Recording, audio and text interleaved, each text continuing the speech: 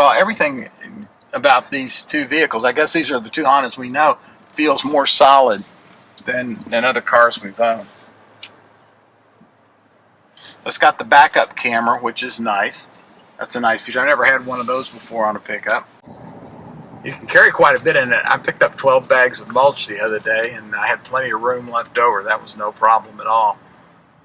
I suppose if you're like working construction, you may want a bigger truck, but this is the perfect compromise for somebody who drives around town, uses it for business around town, but also needs to occasionally haul something like mulch or throw the lawnmower in there or something like that, as well as the occasional trip up to look at the timber property.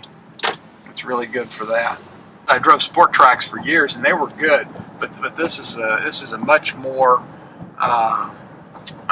versatile vehicle and much more. It just feels a lot more solid. It's more comfortable than the sport track was. It has a little different feel because it's got the all-wheel drive transmission, which you can put different settings: mud, snow, ice, those types of things on there, and it'll adjust the transmission for that, which is a little bit different from the Pilot. The Pilot's got the 9-speed two-wheel drive. In fact, the biggest difference between this and the Pilot is this has the stick shift and the Pilot has the push-button transmission. Very comfortable ride. It's a very quiet ride. Like I said, the thing I want to have is plenty of power when I'm getting on the freeway. That's sort of my big test, I guess, and it does that. The cruise control is excellent. It has the lane keeping assistance, so when you put it on cruise, it'll do actually several things for you. It will keep the speed that you select, or if it senses a car in front of you, it'll back off and match the speed. So it'll go at the higher of the speed of the car in front or what you've set it at.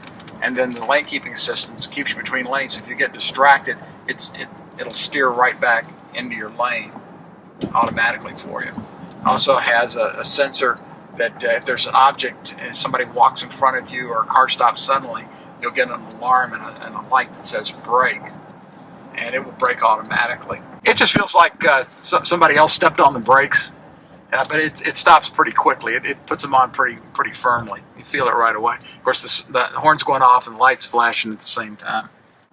Since I don't have a destination programmed in, I've got a compass rose displayed on the dash, which I like. I like using a compass. You can put it at 70 miles an hour, which is the usual speed limit around here. Put it on cruise control, and it's extremely steady. It's stable. There's no vibration. There's not a lot of noise. You don't really have this sensation that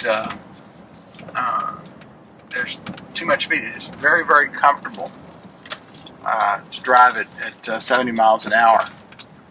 Mileage is good. I'm getting, I think, about 22 average since I've had it. Now, one thing I have that's different from the Pilot, she has the camera that comes on when she signals for a right turn. I've got sensors on each side that tell me if I have a car in my blind spot. So I have blind spot sensors on the Ridgeline, which light up over here. You've got to be going a certain speed for those to activate. It's on right now. I guess it's 30. It must be 25 miles an hour that it triggers it. If that's on and you signal, it will start beeping at you. It'll warn you that hey, take a look. With all the safety features and the sensors, which was somewhat new to me, I was a little bit concerned that we'd get a lot of false positives. We don't get many. I mean, usually if something goes off, something's going on you need to pay attention to. It's really easy to park.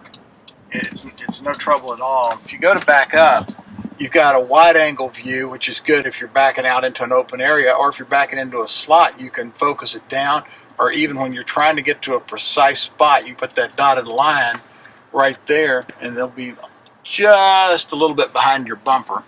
That correct. So it's really good for precise parking if you use the back end feature, but it's easy to pull in front ways too.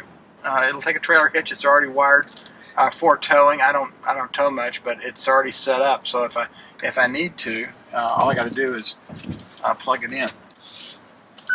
And if you get too close to something, it'll beep.